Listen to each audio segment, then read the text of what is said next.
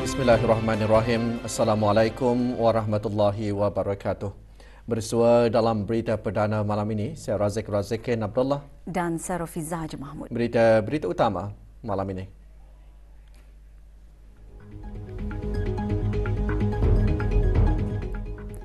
Kebawah Duli Yang Maha Mulia Paduka Seri Baginda Sultan dan Yang di-Pertuan Negara Brunei Darussalam berkenan menghantar titah-titah perutusan tahniah sempena ulang tahun Hari Kebangsaan Republik Singapura ke-58. Para pelajar dinasihatkan untuk memanfaatkan peluang menuntut ilmu dan mengamalkan sikap positif untuk berjaya.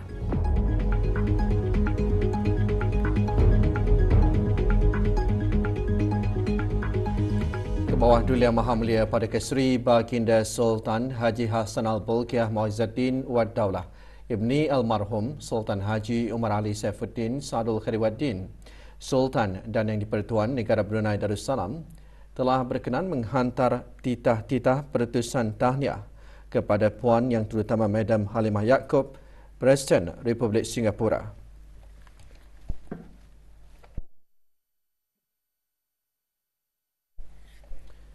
Dan Tuan Yang Terutama Datuk Lela Utama Lee Hsien Loong, Perdana Menteri Republik Singapura serta kerajaan dan rakyat Republik Singapura bersempena dengan ulang tahun Hari Kebangsaan Republik Singapura yang ke-58 tahun.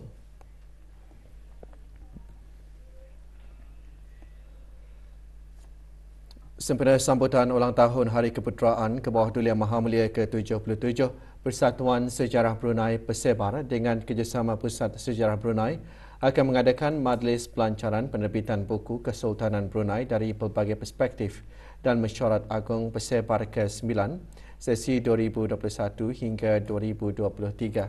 Perkara tersebut antara yang dikongsikan pada sidang media bagi majlis berkenaan petang tadi. Sidang media bagi majlis yang akan diadakan pada Jumaat ini berlangsung di Pusat Sejarah Brunei di Ibu Negara. Sidang media disampaikan oleh Dr. Haji Muhammad Hadi bin Muhammad Melayung, Pengetua Pusat Sejarah Brunei, dan Awang Haji Muhammad Rozan bin Datuk Paduka Haji Muhammad Yunus, Pemangku Yang di-Pertua Pusat Sejarah Brunei.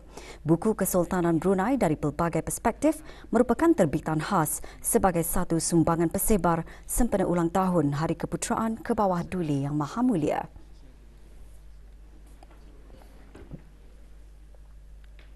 Pusat Sejarah Yang Mulia Para pelajar baru Institut Pendidikan Teknikal Brunei IBTE dinasihatkan agar dapat memanfaatkan peluang yang diberikan dan sentiasa mengamalkan sikap positif dengan keazaman yang kuat untuk berjaya. Di samping itu, para pelajar juga disuruh untuk memberikan yang terbaik dalam menaikkan nama dan imej IBTE. Berucap pada majlis suai kenal pelajar baru IBTE, Awang Haji Nur Jimmy bin Jenek, Timbalan Ketua Pegawai Eksekutif Akademik menekankan agar para pelajar dapat menyesuaikan diri dengan suasana baru, memandangkan mereka datang dari sekolah dan latar belakang yang berbeza.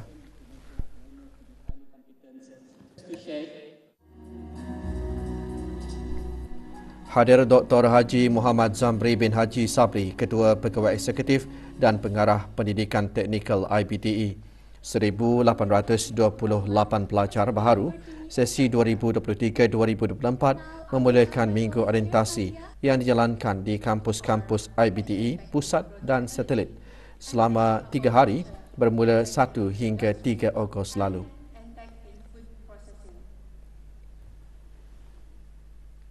Dapat pas dalam menjalani program ini untuk kebaikan juga aku sudah berkeluarga, untuk kebaikan keluarga aku juga nanti masa depan. Pas ataupun cemerlang dalam bidang saya yang saya ikuti. Saya ingin untuk membanggakan ibu saya. Menggunakan kelebihan saya dalam engineering ini untuk di tempat kerja dan juga di masa akan datang, target memang akan menjadi yang penutup terbaiklah insyaAllah. Universiti Brunei Darussalam UBD mengadakan majlis pembubaran dan perlantikan Majlis Perwakilan Pelajar Persatuan Mahasiswa-Mahasiswi UBD. Majlis berlangsung di universiti berkenaan pagi tadi. Hadar Profesor Madya, Pengiran Dr. Muhammad Iskandar bin Pengiran Haji Petra, Pemangku Penolong Naib Chancellor Korporat dan Pentadbiran UBD. Pada majlis ini, mantan Ahli Majlis Perwakilan Pelajar sesi 2021-2022 menerima sijil dan Ahli Baharu menerima surat lantikan. Kami ini jadi a bridge for them. So whatever they request to maintain their welfare, that is our sole responsibility. Memberi platform untuk penuntut di UBD mempunyai suara besar. Lebih 60 mu'alaf mengikuti skim bimbingan lanjutan 2 bagi mu'alaf siri ke-39 yang diadakan di ke-44 daerah. Ikuti bahan beritanya selepas ini, teruskan bersama berita perdana.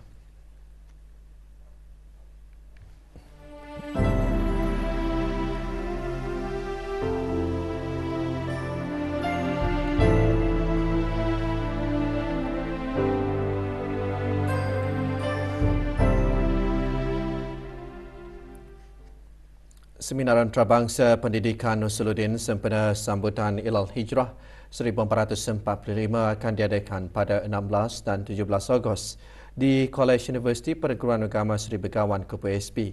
Petang tadi diadakan sidang media mengenai pemberikan seminar berkenaan. Sidang media diadakan di Kupu SB. Semasa sidang media tersebut, Dr. Nur Asibah binti Haji Besar, Dekan Fakulti Usuluddin, selaku pengerusi seminar menjelaskan seminar merupakan anjuran bersama Fakulti Usuluddin Kupu SB dengan Universiti Islam Sultan Sharif Ali Unisa dan Pusat Dakwah Islamiah Kementerian Hal Ehwal Agama.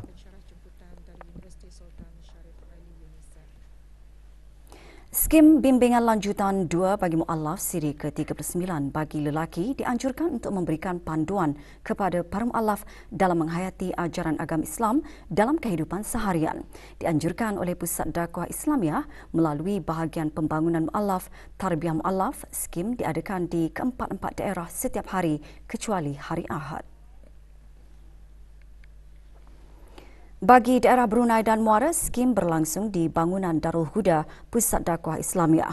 Manakala bagi daerah Belait, daerah Tutong dan daerah Temburong, ia diadakan di pejabat unit dakwah di daerah masing-masing. Untuk penganjurannya kali ini, 65 peserta menyertainya dan akan berakhir 16 Ogos ini. Antara pengisian skim bimbingan lanjutan 2, pelajaran Iqra', amali, zakat, muamalat dan akidah. Para peserta juga mengadakan lawatan ke Taman Peranginan Wasai Wong Kadir Labi daerah Belait bagi praktikal sembahyang jamak dan kasar serta tata cara berwuduk dalam hutan.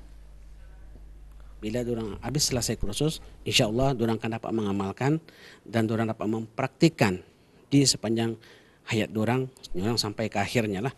Islam itu tetap diorang jaga dan tetap diorang merasakan betapa indahnya Islam itu. Sebab Islam itu mudah dan indah.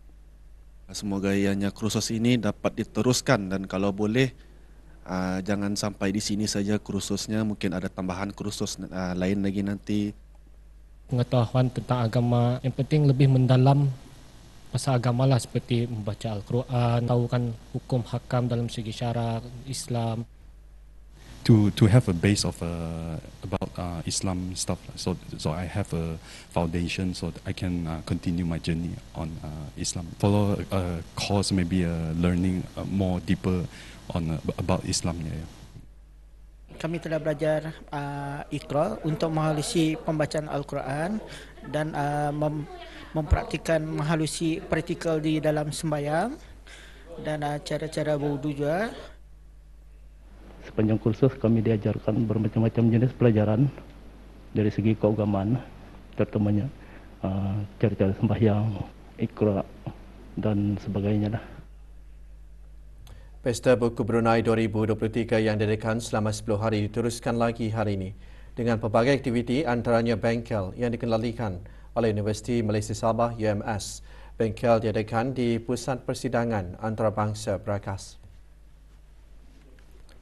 Bengkel 2 hari itu antara lain bertujuan meneroka peluang kerjasama strategik dengan institusi pengajian tinggi di negara ini sekaligus memberi peluang kepada para peserta untuk mendapatkan manuskrip daripada penulisan antarabangsa.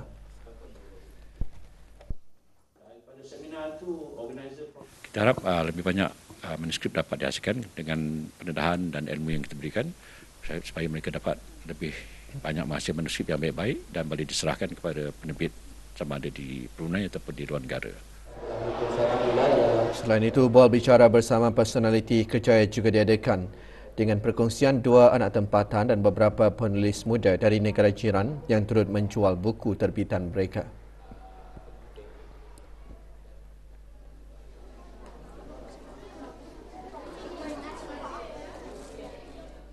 Alhamdulillah, setakat ni sambutan sangat baik, unexpected, memang sangat meriah dan saya yakin akan lagi ramai akan datanglah. Hampir 4,000 naskah terjual. Kami hanya bawa 2 tajuk. Kami ada 6 tajuk, tapi kami bawa 2 tajuk sebab demand kita bawa 10,000. Generasi muda, khususnya para belia, harus dididik memupuk sikap sayangkan haiwan, termasuk haiwan pelihara kegemaran ramai, iaitu kucing. Tahukah anda bahawa pada setiap 8 Ogos adalah Hari Kucing Antarabangsa? Sejak tahun 2002, tarikh ini dikhaskan oleh Dana Antarabangsa bagi Kebajikan Haiwan IFAW untuk meraihkan haiwan comel itu. Di negara Brunei Darussalam, Persatuan Paws Up merupakan sebuah organisasi yang aktif membantu haiwan terbiar selain sentiasa membantu meningkatkan kesedaran masyarakat tentang kucing, belajar cara memelihara dan melindunginya. Persatuan tersebut telah menyelamatkan banyak haiwan terbiar sejak ditubuhkan tahun lalu. Setakat ini di bawah jagaan Paws Up ada 1,160 termasuk kucing dan anjing lah tak. So kami ada satu pusat penjagaan lah, tempat kami meletakkan haiwan-haiwan yang sudah sihat lah. And then di sana diorang diberi penjagaan makan, minum dan segala perubatan lah kalau diperlukan sahaja. Selain menyumbang wang, pencinta kucing juga dapat menyumbangkan tenaga untuk menjadi sukarelawan di tempat penampungan kucing. Ini akan dapat membantu persatuan berkenaan untuk memberikan layanan yang lebih komprehensif. Selain itu, menjadi sukarelawan juga berpeluang bermain bersama kucing.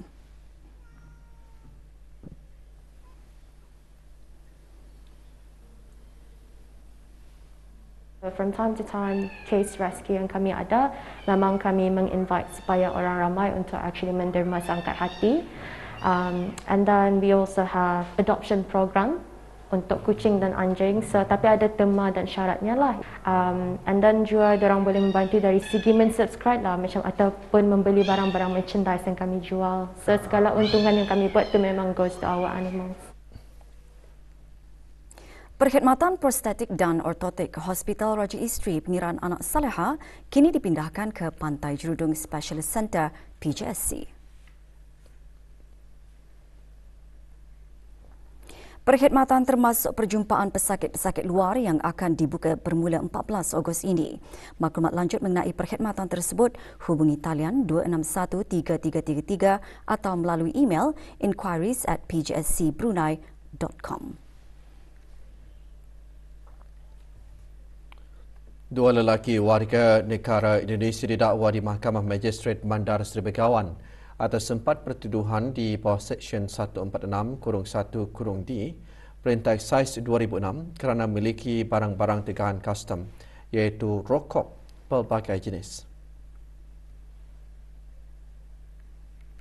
Kedua-dua tertuduh mengaku bersalah dan dijatuhi hukuman.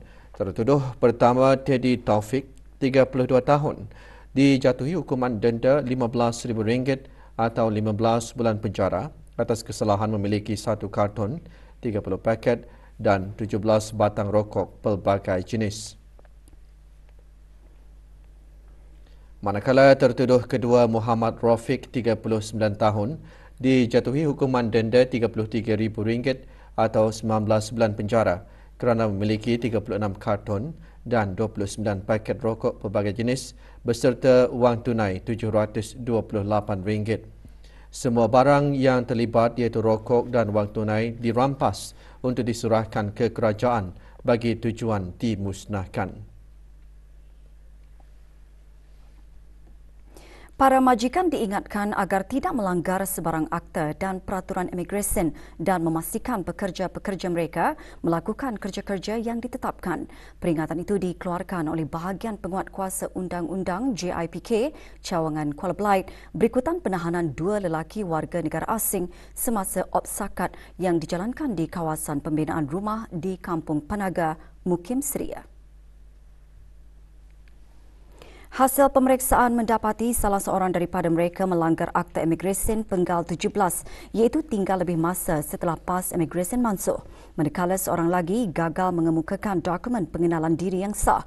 Majikan yang terlibat diarahkan hadir ke bahagian JIPK Cawangan Kuala Belait bagi siasatan dan tindakan lanjut.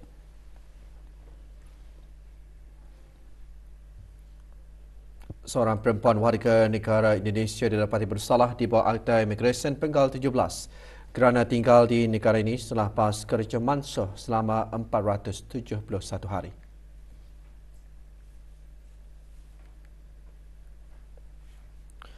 Mia Marisa berusia 30 tahun dijatuhi hukuman 5 bulan penjara dan denda RM500 berkuat kuasa bermula 3 Ogos 2023. Bersalah merupakan pekerja yang lari daripada majikan yang dilaporkan ke Jabatan Imigresen dan Pendaftaran Kebangsaan. Liga Futsal Brunei, 2 perlawanan berlangsung semalam di Dewan Serbaguna. Bolkiah Garrison Brakas menyaksikan Kota Ranger FC dan PES masing-masing meraih kemenangan. Dalam aksi pertama, pasukan Kota Ranger FC menang ke atas DDTFD dengan jaringan 6-3.